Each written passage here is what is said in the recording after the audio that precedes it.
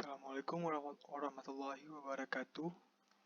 Di video kali ini saya akan menjelaskan tentang bagaimana caranya untuk membuat sebuah tabel basis data, penambahan constraint, dan menampilkan tabel yang telah kita buat. Jadi untuk pertama kalinya kita akan membuat database. Di sini saya buat namanya tugas basis data 1.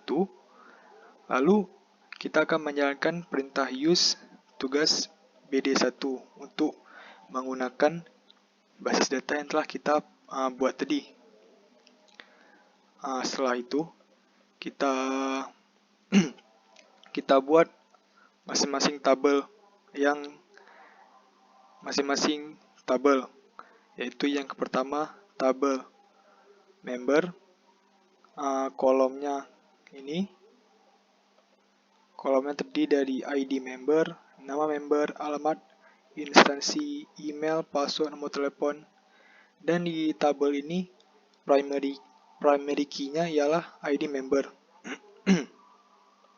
Kemudian tabel selanjutnya tabel pemesanan. Di sini primary key dari tabel pemesanan ialah ID pemesanan. Selanjutnya tabel ongkir. Tabel ongkir primary key-nya ID ongkir. Kemudian tabel selanjutnya ialah tabel pembayaran. Yang akan kita isi dengan ID pembayaran, ID pemesanan, nominal, tanggal, bukti, keterangan. Dan primary key dari tabel ini ialah ID pembayaran. Kemudian selanjutnya tabel detail pemesanan. Untuk primary key-nya kita buat ID detail pemesanan. Dan ini ialah isi-isi dari kolom-kolom dari tabel detail pemesanan.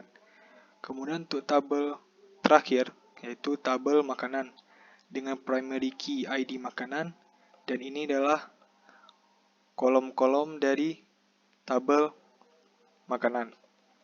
Kemudian setelah itu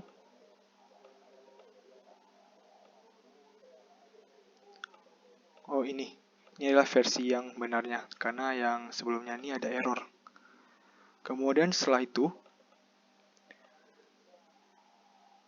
kita menambahkan constraint di masing-masing tabel. Di sini saya hanya memasukkan constraint, memasukkan foreign key, memasukkan constraint foreign key pada hanya beberapa tabel, seperti tabel pemesanan, tabel pembayaran, dan tabel detail pemesanan. Dengan menggunakan referensi dari primary key-nya masing-masing. Kemudian setelah itu, saya ingin menampilkan deskripsi tabel yang telah saya buat tadi. Untuk tabel member, tabel pertama, dapat kita lihat di sini bahwa primary key-nya ialah ID member. Untuk tabel yang kedua, primary key-nya ID pemesanan, dan foreign key-nya ID member dan ID ongkir. Kemudian untuk tabel selanjutnya, hanya terdapat primary key pada ID ongkir. Pada tabel selanjutnya lagi, yaitu tabel pembayaran, dapat primary key pada ID pembayaran dan foreign key pada ID pemesanan. Untuk tabel selanjutnya, dapat primary key pada ID detail pemesanan dan foreign key pada ID pemesanan dan ID makanan. Untuk tabel yang terakhir, terdapat primary key pada ID makanan. Sekian penjelasan singkat dari saya. Lebih dan kurang saya mohon maaf. Wabillahi taufiq wal hidayah. Assalamualaikum warahmatullahi wabarakatuh.